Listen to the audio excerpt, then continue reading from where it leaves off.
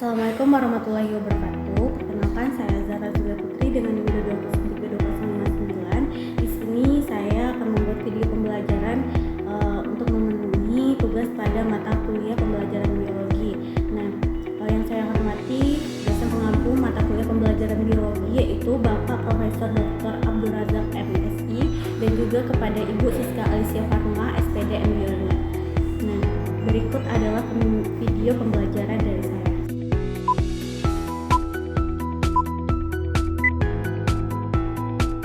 A few moments later.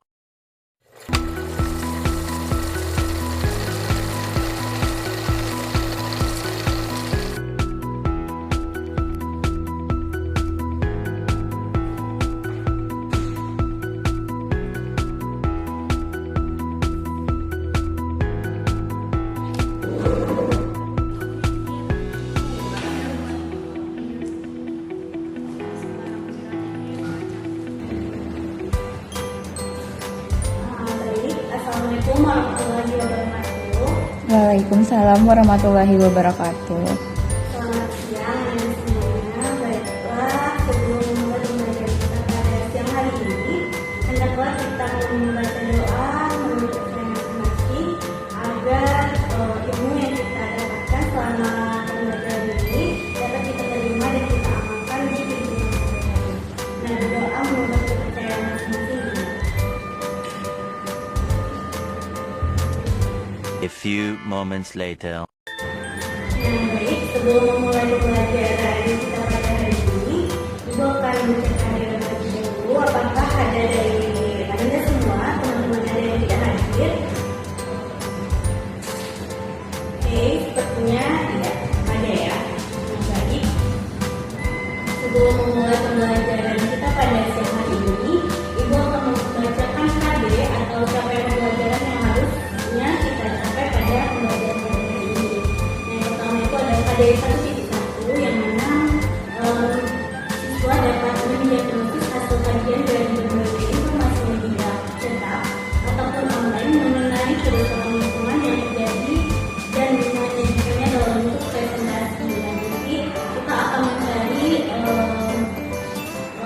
di media sosial terkait materi kita pada hari ini. Selanjutnya ada yang kedua yaitu melakukan penelitian terkait polusi air atau udara untuk memprediksi daya tahan makhluk hidup terhadap kelangsungan hidupnya dan menyajikannya dalam bentuk laporan. Yang ketiga, menganalisis data perubahan lingkungan dan dampaknya bagi kehidupan makhluk hidup serta menyajikannya dalam bentuk laporan tulis. Yang keempat, memecahkan masalah lingkungan dengan membuat proyek sederhana dan menggunakan bahan ulang mentah. Dan yang kelima, menganalisis data pengamatan tentang hubungan antara komponen biotik dan abiotik, peranannya dalam ekosistem dan mengaitkannya dengan keseimbangan lingkungan. Jadi materi pokok kita pada pembelajaran hari ini yaitu perubahan lingkungan dan dampaknya terhadap kehidupan. Selanjutnya ada kegiatan kita yaitu yang pertama itu mengamati gambar, mengerjakan gambar. Terkait materi kita pada hari ini yaitu kerusakan lingkungan. Nantinya Anda dapat dari gambar tersebut dapat menyimpulkan mengenai kerusakan lingkungan itu terjadi karena apa dan apa dampaknya bagi kehidupan. Baik, langsung saja kita masuk pada materi kita pada hari ini yaitu mengenai perubahan lingkungan.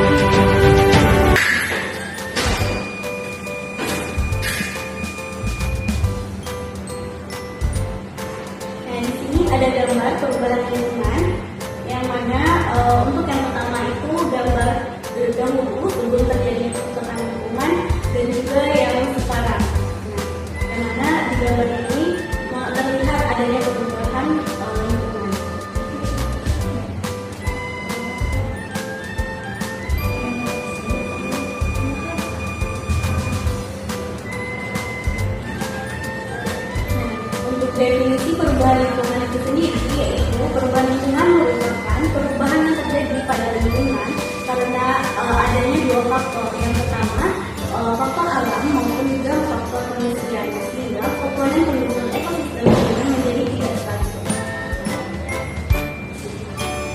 Nah, perubahan lingkungan yang pertama disebabkan oleh faktor alam, yaitu adanya gunung meletus, tsunami, kebakaran hutan, gempa bumi, kekeringan, dan juga adanya angin tornado.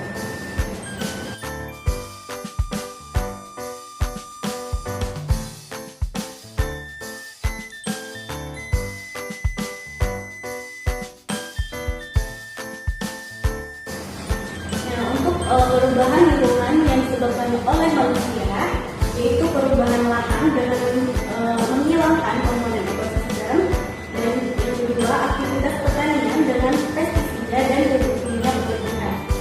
Nah, selanjutnya ada eksploitasi sumber daya laut yang tidak ramah lingkungan. Nah, dari kerusakan lingkungan tersebut akan menimbulkan dampak, yang mana dampak yang disebabkan oleh faktor uang manusia tadi.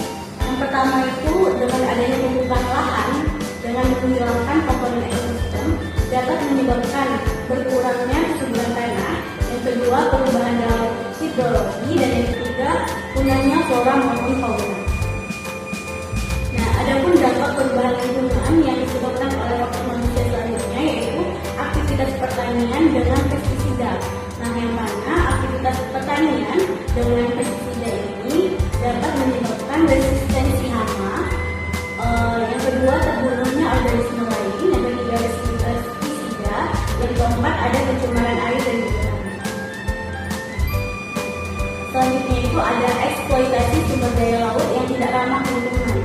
Nah, di sini terumbu karang, gambaran terumbu karang sebelum terjadinya eksploitasi, yang mana di sana masih terjaga komponen di dalamnya yang masih lengkap. Dan selanjutnya setelah terjadinya eksploitasi, terumbu karang itu tidak ada, bahkan hampir punah, seperti gambar yang ada di bawah ini.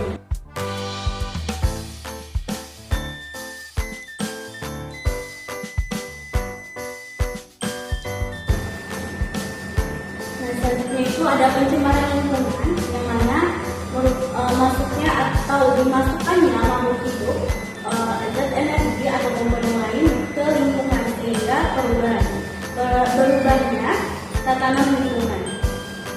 Nah, saat terjadi pencemaran lingkungan ini, kualitas lingkungan menjadi turun sampai ke tingkat tertentu, hingga lingkungan kurang atau tidak dapat berfungsi lagi sesuai dengan peruntukannya. Adapun polutan pencemaran, nah yang mana disebabkan oleh bahan-bahan atau zat yang dapat mencemari lingkungan. Nah, kriteria dari polutan ini yaitu jumlahnya melebihi batas normal, yang kedua berada pada tempat yang tidak semestinya, dan yang ketiga berada pada waktu yang tidak tepat. Nah, jenis-jenis pencemaran ini dapat dibedakan menjadi dua, yaitu zat pencemar dan juga berdasarkan lokasi pencemaran. Nah, jika dibedakan berdasarkan jenis-jenis pencemarannya melalui zat pencemarnya, yaitu terbagi menjadi tiga, yaitu pencemaran kimiawi, dan yang kedua ada pencemaran fisik, dan yang ketiga pencemaran biologi. Nah, untuk pencemaran kimiawi ini sendiri, polutan berupa zat kimia seperti zat radioaktif, unsur logam berat seperti Hg, Pb, As, dan juga sebagainya. Nah, selanjutnya itu ada pencemaran fisik, yang mana pencemaran fisik ini polutan berupa barang seperti kaleng, botol, plastik, dan juga karet. Nah, oleh karena itu makanya kita dilarang membawa sampah sembarangan, terutama sampah yang terbuat dari plastik. Nah, karena itu merupakan salah satu hal yang dapat merusak lingkungan. Nah, yang mana terjadilah pencemaran karena sampah. Nah, selanjutnya itu ada pencemaran biologis, yang mana polutan berupa mikroorganisme penyebab penyakit seperti Escherichia coli, dan juga salmonella dan sebagainya.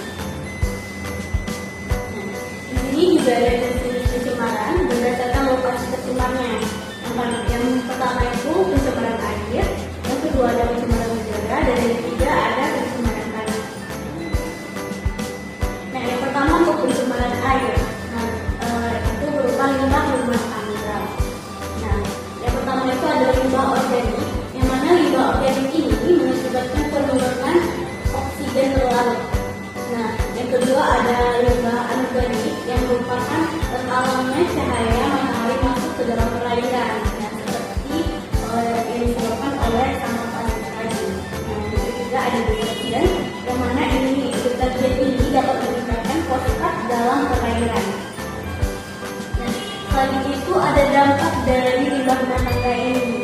Nah, yang pertama itu dapat menurunkan jumlah oksigen terlarut di dalam air. Nah, jadi jika kita membuang sampah seperti plastik atau botol kaca terutama ke dalam air, dan itu tentunya dapat menurunkan jumlah oksigen terlarut di dalam air. Selanjutnya dapat menimbulkan penyakit. Nah, sampah yang kita buang tadi nantinya akan dapat menyebabkan timbulnya penyakit, seperti gatal-gatal atau diare jika kita mengonsumsi air tersebut dan sebagainya. Nah, yang ketiga, terhalangnya cahaya matahari masuk ke dalam perairan sehingga mengganggu aktivitas fotosintesis fitoplankton di dalam air. Nah, jika kita membuang sampah seperti sampah plastik, botol-botol kaca atau sampah lainnya yang mencemari lingkungan, nah itu nantinya akan menghambat cahaya matahari untuk masuk ke dalam perairan, sehingga fotosintesis dalam perairan itu dapat terganggu. Selanjutnya itu ada meningkatnya fosfat dalam perairan.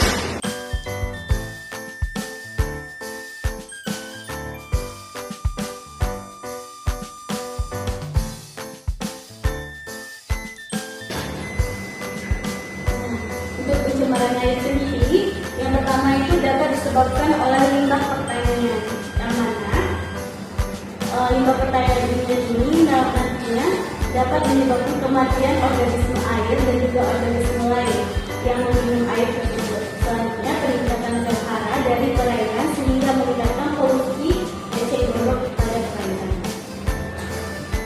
Nah, selanjutnya yang kedua adalah pencemaran udara. Nah, di sini pencemaran udara ini dapat mengakibatkan menipisnya lapisan ozon. Yang kedua, efek rumah kaca, dan yang ketiga ada pemanasan global. Nah, untuk yang ketiga ada pencemaran tanah, yang mana pencemaran tanah di sini dapat diakibatkan oleh limbah domestik. Nah, lagi-lagi disebabkan oleh limbah domestik. Nah, ini dapat berupa limbah padat maupun cair. Nah, seperti apa limbah domestik itu? Nah, limbah domestik ini seperti limbah dari perdagangan, seperti pasar, selanjutnya limbah perumahan, perkotaan, dan juga tempat wisata. Selanjutnya, pencemaran tanah ini juga disebabkan oleh limbah industri, yang mana berbentuk padatan berupa lumpur atau bubur yang berasal dari proses pengolahan seperti kertas, rayap, dan lain. Lanjut, di sini ada pencemaran tanah yang disebabkan oleh limbah pertanian, yang mana berupa sisa-sisa pupuk sintetis untuk pelindungan tanah. Setelah adanya perubahan lingkungan, faktor penyebab dan dampaknya, di sini ada cara mencegah pencemaran dan pencemaran. Nah, yang pertama itu ada usaha mencegah pencemaran air, yaitu yang pertama menetralkan limbah industri dengan membuat instansi pengelolaan limbah. Nah, yang kedua membuat penampungan limbah rumah tangga berupa tangki gerakan, dan yang ketiga memilih sampul atau sabun ataupun deterjen yang mengandung bahan aktifnya mudah diuraikan sehingga tidak dapat menyebabkan kerusakan lingkungan.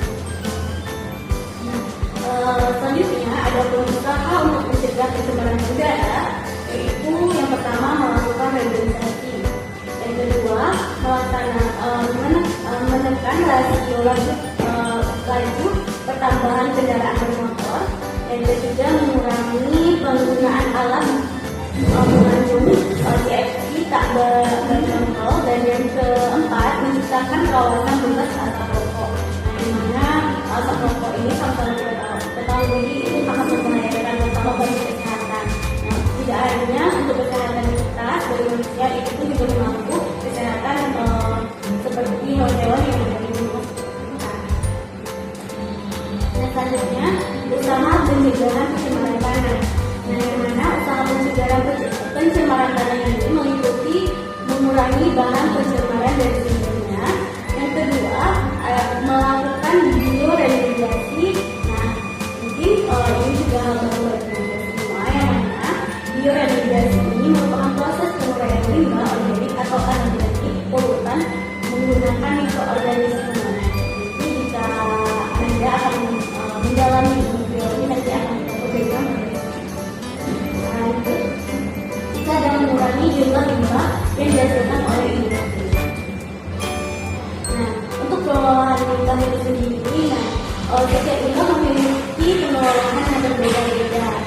tergantung jenisnya. Nah, dimana untuk jenis limbah itu sendiri dapat meliputi limbah organik, limbah anorganik, limbah berbahaya, dan juga beracun. Nah, untuk limbah organik itu sendiri diolah menjadi kompos. Nah, dengan bantuan mikroorganisme dari pengurangnya. Nah, makanya ada yang pernah tahu mengenai pupuk kompos. Nah, itu merupakan pengolahan limbah dari limbah organik ini. Nah, selain itu ada limbah anorganik yang mana didaur ulang menjadi sampah komersial seperti plastik, botol kaca, aqua, dan sebagainya. Itu nantinya akan dapat didaur ulang menjadi sampah komersial. Nah, selanjutnya limbah berbahaya dan limbah beracun yang mana melakukan proses pengemasan, penyimpanan, dan juga pengolahan limbah. Untuk pengolahan limbah model komersial itu sendiri yaitu dapat secara fisik, kimia maupun secara biologisnya.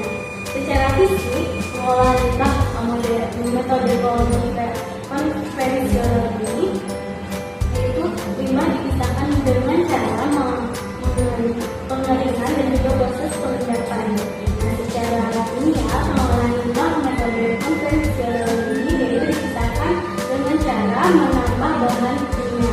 Nah, secara biologis, ya pengolahan limbah metode konvensional ini yaitu dengan menambahkan mikroorganisme ke dalam limbah.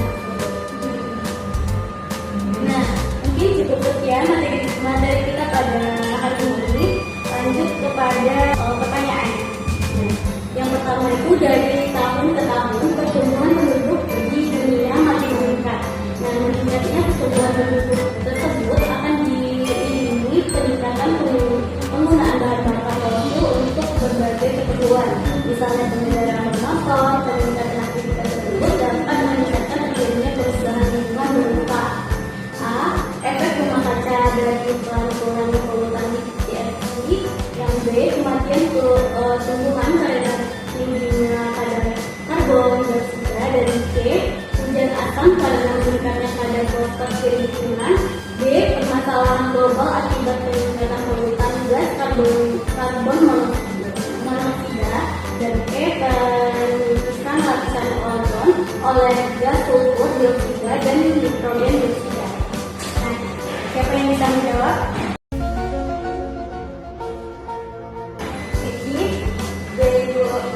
Oke, kita lihat jawabannya apakah benar. Oke, salah. Nah, jadi peningkatan aktivitas tersebut dapat meningkatkan terjadinya perubahan lingkungan berupa yang B, yaitu pemanasan global akibat peningkatan polutan gas karbon monoksida. Nah, untuk penjelasannya sendiri, gas pencemaran udara atau karbon monoksida ini berupa CO. Nah, memiliki karakteristik yang pertama tidak berbau dan tidak berasa pada suhu udara normal dan berbentuk gas yang tidak berwarna. Nah, untuk sumbernya sendiri dapat dihasilkan dari hasil pembakaran yang tidak sempurna dari mesin mobil dan juga mesin bakar lainnya. Nah, dan dampaknya dapat menimbulkan efek rumah kaca dan juga menghambat kerja hemoglobin membawa oksigen. Oke, untuk soal yang kedua, pengolahan limbah dengan metode konvensional dapat dilakukan secara fisik, kimia, dan juga biologis. Nah, pengolahan limbah secara biologis ini dapat dilakukan dengan cara yang A. Memisahkan bahan-bahan polutan melalui penyaringan. Yang B. Menambahkan mikroorganisme ke dalam limbah. Yang C. Mendapatkan bahan polutan yang telah dipisahkan dengan proses pengendapan. Yang D. Menghilangkan logam berat, senyawa fosfor dan zat organik beracun dari bahan polutan. Dan yang E. mengubah sifat polutan yang tidak dapat diendarkan menjadi mudah dan diedarkan. Nah, siapa yang dapat menjawab?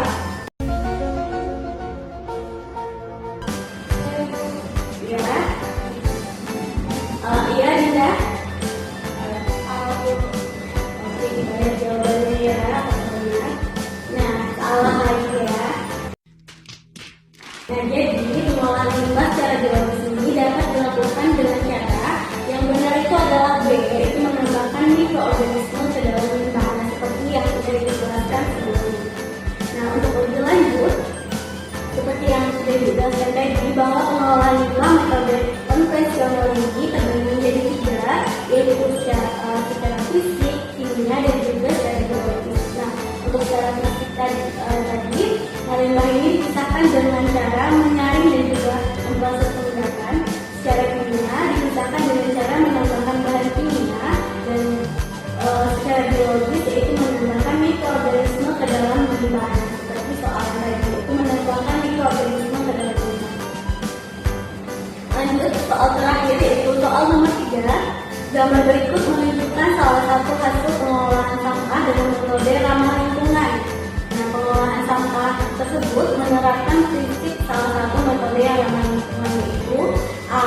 Ada recycling, yang B ada recycle, yang ketiga ada reduce, yang keempat ada yang D ada rekonstruksi, dan yang E ada reuse. Nah, siapa yang dapat menjawab?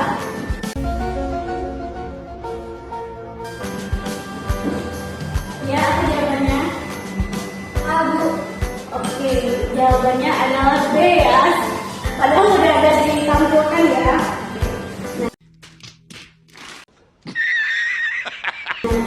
Akan kita bahas. Nah, pengelolaan limbah metode ramah lingkungan ini dapat terbagi menjadi 6. Yang mana untuk PNBM sendiri menggunakan barang atau proses yang ramah lingkungan. Dan sedangkan yang reduce merupakan pengurangan jumlah limbah dengan optimasi proses.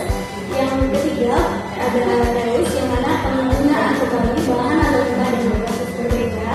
Yang keempat ada recycle, yaitu mendaur ulang barang tak terpakai sehingga bisa digunakan lagi. Dan yang kelima pengambilan kembali material yang penting limbah. Nah, itu disebut dengan rekoversi. Dan yang keenam yaitu ada penghematan energi dalam proses produksi. Nah, mungkin cukup sekian materi kita pada hari ini. Nah, untuk kegiatan kita selanjutnya nanti kita akan membagi kalian menjadi beberapa kelompok, yang mana nantinya kelompok itu akan mendiskusikan permasalahan yang terjadi yang akan terjadi pada sekarang ini terkait perubahan lingkungan. Nah, nanti yang dibahas dalam hal tersebut yaitu apa permasalahannya, dampaknya, faktor penyebabnya, dan juga bagaimana cara kita untuk menanggulanginya. Nah, mungkin nanti aku kasih waktu selama 15 menit untuk kalian semua berdiskusi. Nah, untuk kelompok 1 itu ada Eki, dan yang kelompok 2 itu ada Sofi. Nah, mungkin Ibu persilakan kalian untuk berdiskusi.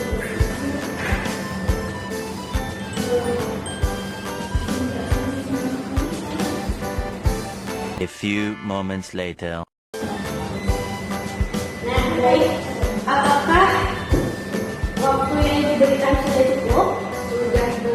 Ada yang mau membacakan hasil diskusinya dulu? Oke, kelompok Eki dipersilakan.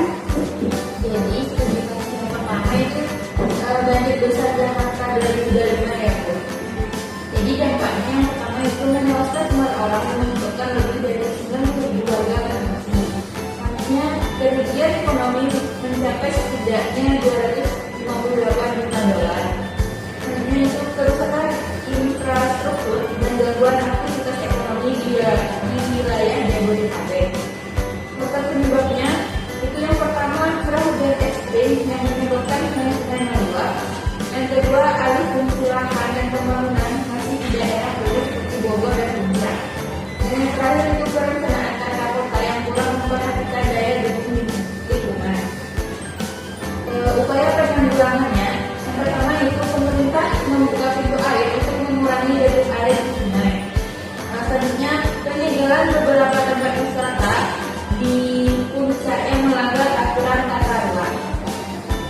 Baik, bagus sekali Eki, pemaparannya sangat pas.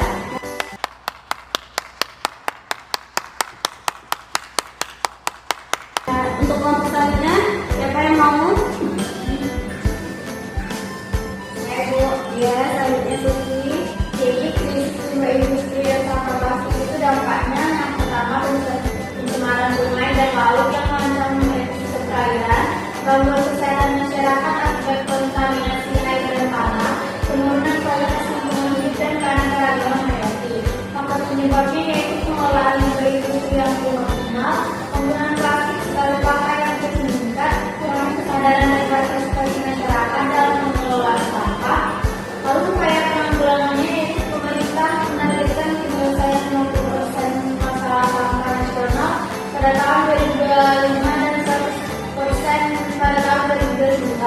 peningkatan fasilitas pengolahan limbah dan daur ulang. Oke, yang baik, bagus sekali Sulki.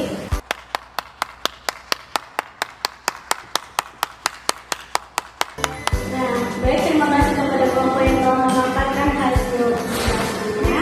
Bukan bahwa lingkungan dapat mengalami perubahan akibat faktor alam dan juga faktor ulah manusia.